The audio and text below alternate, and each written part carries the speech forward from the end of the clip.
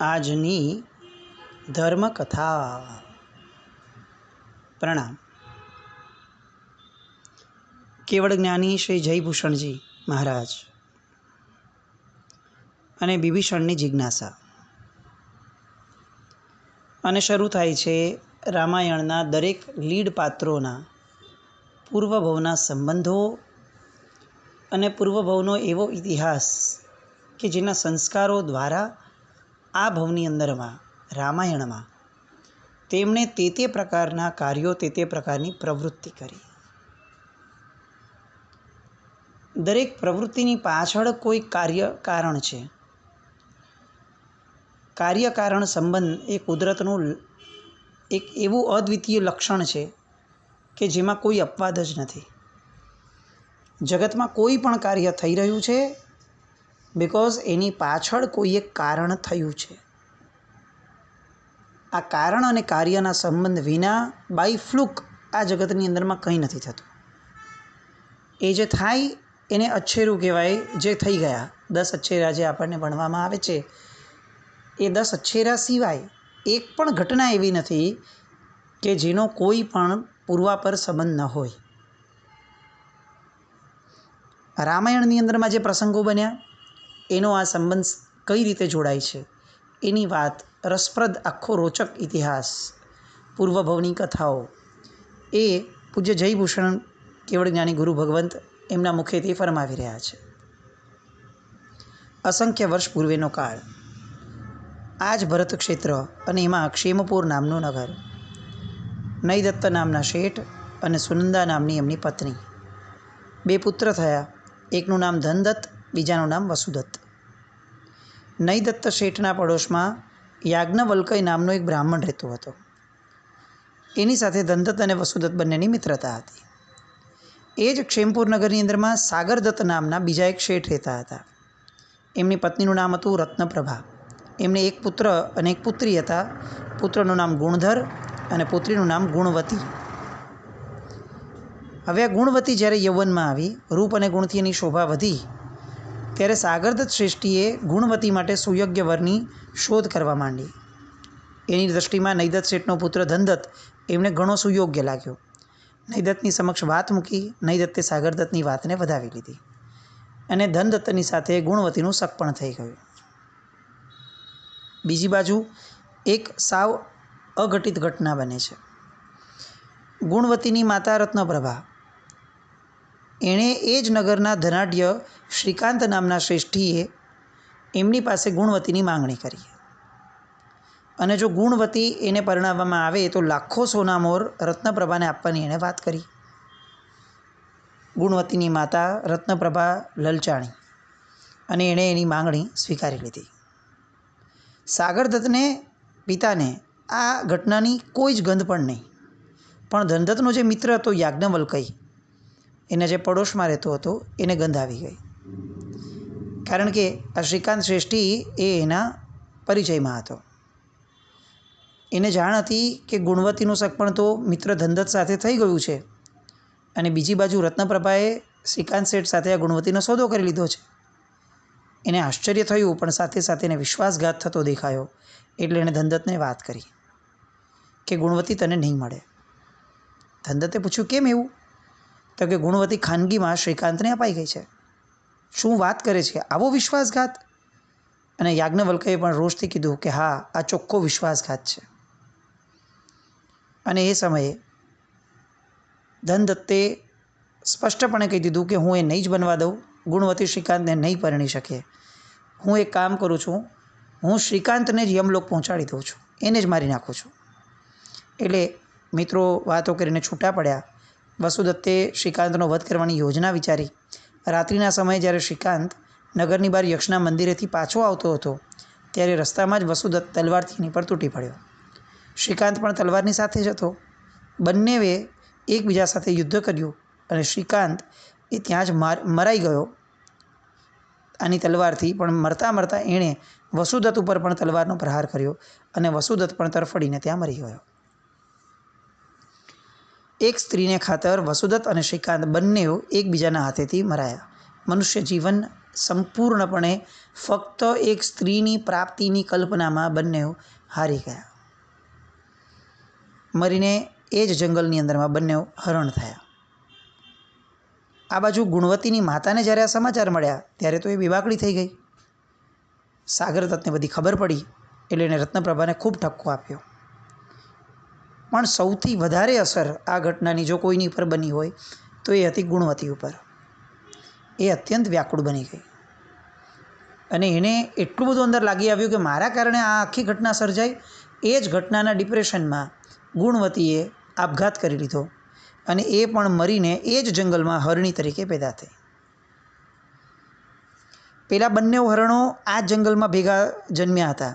હવે એ જંગલમાં હરણી દેખાણી અને બંનેઓને એ હરણી ઉપર વાસના જાગી, પૂર્વનો સંસ્કાર. બંને જંગલમાં લડ્યા અને બંનેની આ વાસનાઓના કારણે એ બંને લડતા લડતા મર્યા અને પછી ભવોમાં ભટક્યા. એક વાસનાનો સંસ્કાર જીવનમાં જો આત્મસાત થઈ જાય છે, રિપીટેડલી એને ઘૂંટાય છે, તો એ આવતા ભવની અંદરમાં કેવી દુર્ગતિ અને દુર્ગતિની પરંપરાઓ સર્જે છે એનું આ અકાટ્ય દ્રષ્ટાંત. આ બાજુ ધનદત્ત કે જે પરણવાનો હતો, જેના ખરેખર લગ્ન થવાના હતા, એ ધનદત્ત તો પાગલ જ બની ગયો હતો. વસુદત્તનું મૃત્યુ થયું, આ બાજુ ગુણવતીનો આપઘાત થયો અને આમ ઘર છોડીને જંગલમાં ભટકવા લાગ્યો. એકવાર એને કંઈ પણ ભોજન ન મળ્યું. ભોજન શોધતા શોધતા વન ઉદ્યાનની આજુબાજુ ગયા. એને કેટલાક સાધુ પુરુષને જોયા અને એણે માંગણી કરી કે મને કંઈ ભોજન આપો. અને ત્યારે સાધુ પુરુષો જૈન સાધુ ભગવંતો હતા. એટલે એમણે એમ કહ્યું કે હે ભદ્ર, અમે જૈન સાધુ છીએ, આ તો રાત્રિ છે, અમે તો દિવસ પતે પછી કોઈ ભોજનનો સંગ્રહ રાખતા નથી અને રાત્રે તો વાપરતા જ નથી અને રાત્રે વપરાય પણ નહીં. એમ કરી અને વાત્સલ્યભર્યા શબ્દોમાં ધનદત્તને એમણે બોધ લાગ્યો. પણ ધનદત્તે કીધું કે મને તીવ્ર ભૂખ લાગી છે. અને ત્યારે મહાત્માઓ સમજાવે છે કે વાત સાચી છે, પણ તે અત્યાર સુધી ભૂખ સહન કરી છે તો રાત્રિના શેષ ભાગમાં પણ સહન કરી લે. સંસારમાં જીવોને આમ પણ કેટલા દુઃખો સહન કરવા પડે છે. તું ધર્મનું શરણું લે, ધર્મ તારી રક્ષા કરશે. ધનદત્તને આ શાંતિભર્યા વચનો એ ખૂબ સારા લાગ્યા અને એમણે પ્રભાત સુધી શ્રાવક ધર્મ પોતે સમજ્યો, શ્રાવક ધર્મ સ્વીકાર્યો. શ્રાવક ધર્મનું બાકીના શેષ જીવનમાં એણે પાલન કર્યું અને પહેલાં સૌધર્મ દેવલોકમાં દેવ થયા. આ બાજુ ગુણવતીનો રાગ અને શ્રીકાંત ઉપરનો જેનો દ્વેષ હતો એ મરતા પહેલાં એણે ઘણો ઘટાડી દીધો અને એનું ચિત્ત સમતાવાળું બન્યું હતું. દેવલોકમાં અસંખ્ય વર્ષનું સુખ એ ભોગવતો હતો. કેવી મજાની વાત છે. જેની સાથે વિશ્વાસઘાત થયો હતો એવો ધનદત્ત એ પોતે ધર્મ પામી ગયો અને એ સુખેથી દેવલોકમાં સુખ ભોગવે છે. જેની હારે એકચ્યુઅલી ખોટું થવાનું હતું એ. અને બાકીના જેટલા લોકો આ વાતમાં મેટરમાં ઇન્વોલ્વ હતા, વસુદત્ત, ગુણવતી, રત્નપ્રભા, આ બધા જ લોકો, શ્રીકાંત, આ બધા લોકો તિર્યંશીઓની અને નરકયોનીના ઘોર દુઃખોમાં પટકાયા. ધનદત્તનું આયુષ્ય દેવલોકમાંથી પૂર્ણ થયું. ત્યાંથી એનું ચ્યવન થયું અને મહાપુર નગરમાં પદ્મરુચિ નામના શ્રેષ્ઠીનો એ પુત્ર બન્યો. એવા પરિવારમાં જન્મ મળ્યો કે જ્યાં માતા પિતા ધર્મના રંગે રંગાયેલા હતા, કારણ કે દેવલોકમાં પણ એને ધર્મની રુચિ એણે સાચવીને રાખી. જન્મથી જ ધર્મના સંસ્કારો મળ્યા, દયા, કરુણા વગેરે મળ્યું. બધું જ બધી રીતે સરસ હતું. પણ યૌવનનો ઉન્માદ અને સ્વચ્છંદ એ એને હવે નડવાનું શરૂ થયો, કારણ કે સંગતિ એને બધી ખરાબ મળી. એક દિવસ ઘોડા પર બેસીને પોતાના ગોકુળ તરફ જતો હતો. માર્ગમાં એણે ઘરડા બળદને છેલ્લા શ્વાસ લેતો જોયો. પૂર્વ ભવોના સંસ્કાર દયાના એ એના મનમાં અત્યારે અચાનક પ્રગટ થયા અને ઘરડા બળદને જોઈએ સીધા નીચે ઉતર્યા અને બળદની પાસે જઈને એના કાનમાં શ્રી નવકાર મહામંત્ર સંભળાવ્યો. પેલો બળદ તિર્યંચ છે, મૃત્યુના સાવ કિનારે છે અને એવામાં નમસ્કાર મહામંત્ર એને સમજાતો નથી, પણ એને એટલું સમજાય છે કે કોઈક બહુ વાત્સલ્યપૂર્વક મને કંઈક સંભળાવવા પ્રયત્ન કરે છે. અને એ અક્ષરો કાનમાં ગયા, અર્થ ન સમજાણો, પણ મહામંત્રનો પ્રભાવ અને સામેવાળા પ્રત્યેની અપાર લાગણી પ્રગટી. કારણ કે મરતાને એક સહારો મળતો હતો. જિંદગી આખી જે તિર્યંચ ગતિમાં એણે લોકોનો ધિક્કાર જોયો છે, એની સામે મરતા સમયે એને આજે વાત્સલ્ય દેખાયું છે પદ્મરુચિ પાસેથી, એના કારણે એને અત્યંત સમાધિમય મૃત્યુ પ્રાપ્ત થયું. અને એટલું બધું સમાધિ મૃત્યુ પ્રાપ્ત થયું કે મરીને એ જ નગરના રાજાને ત્યાં એ પુત્ર રૂપે જન્મ્યો. આ બાજુ રુચિએ તો બળદને મૃત્યુ પામેલો જોયો, અગ્નિ સંસ્કારની વ્યવસ્થા કરીને પોતાના સ્થાને ચાલ્યો ગયો. વર્ષો વીતી ગયા, બધાને આ ઘટના પણ ભૂલાઈ ગઈ હતી. પણ પેલો જે બળદનો જીવ હતો એ વૃષભધ્વજ નામનો રાજકુમાર બન્યો હતો. યૌવનમાં આવ્યો, ઘોડે સવાર બનતો ભ્રમણ કરતો એ જ જગ્યાએ આવ્યો કે જ્યાં પૂર્વભવમાં એનું મૃત્યુ થયું હતું. એ જગ્યા, એ ક્ષેત્ર, એ બધું જોતાં એ મૂર્છિત થઈ ગયો. અત્યંત વિચારણા કરતાં મગજ ઉપર જોર આપતા એને જાતિ સ્મરણ જ્ઞાન થયું. પૂર્વભવનું સ્મરણ થઈ આવ્યું. અને એને એ જે ચિત્ર ઉપસાવડાવ્યું તરત ચિત્રકારોને બોલાવીને કે એક વૃદ્ધ બીમાર બળદ અંતિમ શ્વાસ લે છે, ત્યાં એક ઘોડે સવાર આવે છે, નીચે ઉતરે છે, મારી પાસે આવી મારા કાનમાં નમસ્કાર મહામંત્ર સંભળાવે છે. એ પુરુષની મુખાકૃતિ એ એને ઉપસ્થિત થઈ. કેવો સોહામણો યુવાન હતો, કેવો દયાળુ હતો, કેવો સૌમ્ય હતો. આ બધું એ ચિત્રકારને કહી રહ્યા છે. અને આ આખું ચિત્ર જે બની આવ્યું છે એ ત્યાં કેટલાક સૈનિકોને ઊભા રાખે છે અને ત્યાં એ લોકોને કહે છે કે તમે આ સતત અહીંયા ઊભા રહેજો અને આ ઘોડો બળદ શણગારેલો જે છે એ બધું જ જે છે એ વાંચી, સાંભળી અને જોઈ અને કોઈ એક જણને આવું એમ બોલે, કોઈ એક વ્યક્તિ કે આ તો મારા જ જીવનની ઘટના છે, મેં જ આ રીતે બળદને નમસ્કાર મહામંત્ર સંભળાવ્યો હતો, આવું જે બોલે એ પુરુષના સમાચાર તાત્કાલિક મને આપજો ને એ પુરુષને તમારે રોકવાનો. દિવસો વીતવા લાગ્યા, મહિનાઓ વીત્યા. રાજકુમારની આશા એ હજી ફળીભૂત થતી નથી ને ત્યાં એક જ દિવસ અચાનક પદ્મરુચિ જીન મંદિરે દર્શન કરવા માટે ગયો. પ્રભુ દર્શન કર્યા પછી ભીત પરનું પેલું ચિત્ર જોયું. એને આશ્ચર્ય થયું, આ તો મારા જ જીવનનો પ્રસંગ છે. મેં જ આ બળદને નમસ્કાર મહામંત્ર સંભળાવ્યો હતો અને આ ચિત્ર કોણે બનાવ્યું કે જેમાં હું જ નમસ્કાર મહામંત્ર સંભળાવતું હોય એવું ચિત્ર આવ્યું છે. મંદિરના રક્ષકોને પૂછ્યું. રક્ષકો તો આ જ રાહ જોઈ રહ્યા હતા. એમણે પદ્મરુચિને મંદિરમાં રોકાવાની પ્રાર્થના કરી અને શીઘ્ર રાજકુમાર વૃષભધનને બોલાવી લાવ્યા. રાજકુમારે પદ્મરુચિને જોયો, પરિચિત મુખાકૃતિ લાગીને પૂછ્યું કે તમે આ ચિત્ર અંગે શું જાણો છો? અને રાજકુમાર કહે છે કે આમાં જે નમસ્કાર મહામંત્ર સંભળાવે છે એ હું જ છું.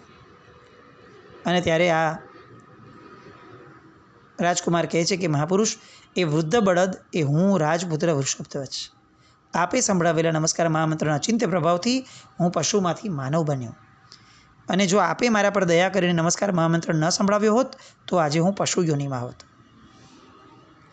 પદ્મરુચિને તો આ વાત સાંભળી અને સ્તબ્ધતા અનુભવાઈ, હૃદયમાં આનંદ થયો. રાજકુમારે કહ્યું, હે શ્રેષ્ઠીનંદન, તમે જ મારા ગુરુ છો, મારા સ્વામી છો, મારા આરાધ્ય દેવ છો. તમને શોધી કાઢવા માટે જ મેં આ મંદિર બનાવ્યું હતું અને આ ચિત્ર બનાવડાવ્યું હતું. હવે તમે એક પણ ક્ષણ વિના મારું આ વિશાળ રાજ્ય સ્વીકારો અને એને ભોગવો, કારણ કે મારું જે પણ કંઈ છે બધું તમારું જ છે. અને આ બાજુ પદ્મરુચિ સ્નેહસભર શબ્દોમાં કહે છે કે કુમાર, આ પ્રભાવ મારો નહીં, નમસ્કાર મહામંત્રનો છે. તમે આજથી મારા પ્રિય મિત્ર અને હું હૃદયથી તમને ચાહીશ. આ શબ્દ એ એમના મુખમાંથી નીકળ્યો. વૃષભધ્વજ અને પદ્મરુચિ બંનેની મિત્રતા બંધાણી, ગાઢ સ્નેહ થયો. પદ્મરુચિએ પછીથી આ વૃષભધ્વજને 12 વરદારી શ્રાવક બનાવ્યો. દીર્ઘકાળ પર્યંત શ્રાવક જીવન પાડી બંને મિત્રો મૃત્યુ પામ્યા. મરીને તેઓ બીજા દેવલોકમાં ગયા. પદ્મરુચિનો જીવ બીજા દેવલોકમાંથી આયુષ્ય પૂર્ણ કરીને વૈતાઢ્ય પર્વત ઉપર નંદાવર્ત નગરની અંદરમાં નયનાનંદ નામનો રાજકુમાર થયો. ત્યાં રાજ્ય ભોગવી અને ચારિત્ર લીધું. ચારિત્રની આરાધના કરી કાળધર્મ પામ્યા. માહિન્દ્ર દેવલોકમાં દેવ થયા. ત્યાંથી આયુષ્ય પૂર્ણ થયું. મહાવિદ્ય ક્ષેત્રમાં ક્ષેમાપુરીમાં શ્રી ચંદ્ર નામના રાજકુમાર થયા. રાજા બન્યા, દીર્ઘકાળ રાજ્ય કર્યું અને સમાધિગુપ્ત નામના મહર્ષિ પાસે એમણે દીક્ષા લીધી. ચારિત્રની આરાધના કરી બ્રહ્મદેવલોકમાં દેવ થયા. દેવલોકમાંથી ચ્યવન થયું અને અત્યારે અયોધ્યાના મહારાજા દશરથના ઘરમાં એ જન્મ્યા, એ જ શ્રી રામ. એટલે તરત પૂછે છે કે તો આ સુગ્રીવ વગેરે? અને તરત જ જયભૂષણ મહામુનિ એ કહી રહ્યા છે કે પદ્મરુચિનો જીવ એ શ્રી રામચંદ્રજી થયા, તો આ વૃષભ ધ્વજ રાજકુમાર જે છે એ બીજા ભવો કરી અને સુગ્રીવના રૂપે પ્રગટ્યા છે. સુગ્રીવને શ્રી રામ પ્રત્યે આટલો બધો દ્રઢ અનુરાગ કેમ છે? કારણ કે સુગ્રીવ જ્યારે બળદ હતા એ સમયે એમને જે સમાધિ આપનાર છે એનું મુખ જોતાં જોતાં અંદરમાં જે એમના પ્રત્યે અકાટ્ય અહોભાવ પ્રગટ્યો હતો, એ અહોભાવ એટલો બધો દ્રઢ બન્યો કે આટલા ભવો પછી પણ શ્રી રામને જોતાં એમને એવું લાગવા લાગ્યું કે આ કંઈક આકર્ષણ એવું છે કે જેને હું રોકી નથી શકતો. અને એટલે કોઈ પણ જાતના સ્વાર્થ વિના શ્રી રામ અને સુગ્રીવ એકબીજાની સાથે પૂર્ણ મૈત્રી ભાવે રહ્યા. એક વ્યક્તિને, એક પશુને નમસ્કાર મહામંત્ર વાત્સલ્ય ભર્યા મુખેથી, વાત્સલ્ય ભર્યા સ્વરેથી સંભળાવવાનો શું જબરદસ્ત આ પરિણામ આવે છે. કેટલા ભવો સુધી પેલો બળદનો જીવ તર્યો, કેટલા ભવો સુધી એ શુભતા ભર્યા જીવનને પામ્યો, ફક્ત એક નમસ્કાર મહામંત્રના વાત્સલ્ય ભર્યા સ્વરે સંભળાવવાથી. કોઈને શાંત રાખીએ, કોઈને સમાધિ આપીએ. જરૂરી નથી કે મરતી વખતે કોઈને સમાધિ આપવી, એ જીવતા હોય ત્યારે સમાધિ આપવી એ વિશેષ આવશ્યક છે. આપણે બધાને આમ કોઈક જીવ પ્રત્યે જીવદયા ક્યારે વધારે જન્મે કે જ્યારે બહુ નબળી સ્થિતિમાં આવી જાય અને ત્યારે અચાનક અંદરમાં હૃદયમાં જીવદયા પ્રગટે. ભાઈ સાથે જે રહે છે એવા જીવોની સમાધિ, એ જીવંત વ્યક્તિની સમાધિ એ પણ એટલી જ મહત્ત્વની છે. કોઈ એક વ્યક્તિ સાથે આપણે એની સમાધિ માટે આપણા અહંકારનો, આપણી ઈચ્છાનો, આપણી નબળાઈઓનો, આપણા આગ્રહનો ભોગ કેમ ન આપી શકીએ? આપણા અહંકારના આનંદ કરતાં, અહંકારના નશા કરતાં પણ સામા વ્યક્તિ માટેની એક સમાધિ એ કેટલી મહત્ત્વની છે એ શ્રી રામ અને સુગ્રીવના આ ભવોભવના સંબંધોથી આપણને સમજાય છે. એકથી કમાલ કહી શકાય એવી બધી ઇતિહાસોની ધારા આ રામાયણ છે. આપણા જીવનની દરેક ક્ષણને પવિત્ર બનાવી શકે, દરેક ક્ષણ માટે આલંબન આપી શકે, એનું નામ રામાયણ છે. વિભીષણ આદિ બધા જ રોચક ચિત્તે સાંભળી રહ્યા છે અને તરત પ્રશ્ન નીકળે છે કે પરંતુ પેલી ગુણવતીનું શું થયું, પેલા વસુદત્તનું શું થયું, પેલા શ્રીકાંતનું શું થયું? મુનિરાજ, અમને એ સંભળાવો, કારણ કે અમને તીવ્ર ઉત્કંઠા છે કે આ બીજા બધા પ્રસંગો, આ રાવણના, સીતાના, લક્ષ્મણજીના, આ બધા પ્રસંગોમાં આપ જે વાત છેડી ચૂક્યા છો એમાંથી કોણ, ક્યાં, કઈ રીતે અહીં આવ્યું છે એ જાણવાની તીવ્ર ઉત્કંઠા અમને બધાને થઈ છે. લવણ, અંકુશ વગેરે બધા જ સાંભળી રહ્યા છે. વિભીષણનો એ પ્રશ્ન કે પેલા શ્રીકાંતનું શું થયું, હવે એનો જયભૂષણ મહામુનિ જવાબ આપી રહ્યા છે. વિભીષણ, એ જે શ્રીકાંત હતો એ ઘણા ભવોમાં ભટક્યો. હું એના કેટલાક છેલ્લા ભવો બતાવું છું. મૃણાલકંદ નામના નગરમાં રાજા શંભુને ત્યાં હેમવતી નામની રાણી હતી. એની કુખે શ્રીકાંતનો જીવ આવ્યો. નામ આપ્યું વજ્રકંઠ.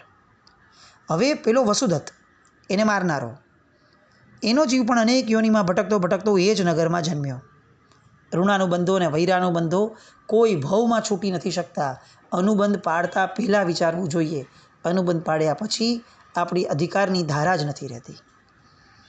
રાજા શંભુના પુરોહિતનું નામ હતું વિજય અને એની પત્નીનું નામ હતું રત્નચૂડા. એ રત્નચૂડાની કુક્ષીએ વસુદત્તનો જીવ આવ્યો. નામ પડ્યું શ્રીભૂતિ. અને પેલી ગુણવતી, એ શ્રીભૂતિની પત્ની સરસ્વતીની કુખે પુત્રી થઈને અવતરી. મૃણાલકંદ નગરમાં પુનઃ એ ત્રણેય જીવો ભેગા થયા, શ્રીકાંત, વસુદત્ત અને ગુણવતી. અસંખ્ય વર્ષોથી એમના પરસ્પરના વેર ચાલતા આવે છે. કેવી વિટંબણા! જીવ જો આ વિટંબણાને સમજી જાય ને, યાદ રાખી લે ને, તો બીજી વાર કોઈની પણ અરે નાનકડું પણ વેર બાંધતા પહેલાં 1000 વાર વિચાર કરે. ગુણવતીનો જીવ વેગવતી, એ વેગવતી હવે યૌવનમાં આવી. ઉન્માદથી ફરવા લાગી. હું રૂપવાન છું, હું ધનવાન છું, હું રાજપુરોહિતની પુત્રી છું, એ ઘમંડમાં એ ઉદ્ધત બનતી ગઈ. એક દિવસ નગરના ઉદ્યાનમાં એણે એક મહામુનિને ધ્યાનસ્થ અવસ્થામાં ઊભેલા જોયા. ઘણા બધા લોકો એને વંદન કરતા હતા, પણ અહંકારમાં ફાટ થતી એવી વેગવતી એને મુનિની મસ્તી કરવાનું મન થયું અને એ લોકોને કહેવા લાગી કે અરે ભોળા લોકો, તમે આ સાધુને વંદન કરો છો? અરે આ સાધુને તો મેં એક સ્ત્રી સાથે કામ ક્રીડા કરતો જોયો છે. એ સ્ત્રીને બીજે સ્થળે મોકલી દઈને એમને અહીંયા ઊભો છે, તમે કેમ એને વંદન કરો છો? રાજપુરોહિતની પુત્રી આવું બોલે એટલે હવે વિશ્વાસ કોની પર રહે? એ વંદન કરનારા લોકો જ મુનિરાજને મારવા લાગ્યા. પ્રશંસા કરનારા લોકો હવે એને કલંકની ઘોષણા કરવા લાગ્યા. વેગવતીને બહુ મજા આવવા લાગી. આ એક ક્રૂર મજાકની ધારા વેગવતીમાં પ્રવેશેલી હતી. આપઘાત કર્યો હતો ગુણવતીના ભાવમાં. એ આપઘાતનું કર્મ અહીંયા નડી રહ્યું છે. જે વ્યક્તિ પોતે આપઘાત કરે છે એના જીવનની અંદરમાં નબળી ધારાઓ ભવાંતર સુધી એટલી બધી વધે છે કે હવે એના જીવનની અંદરમાં અશુભતા પારાવાર છલકાય. આત્મહત્યા બહુ ભયાનક પાપ એટલે કીધું છે.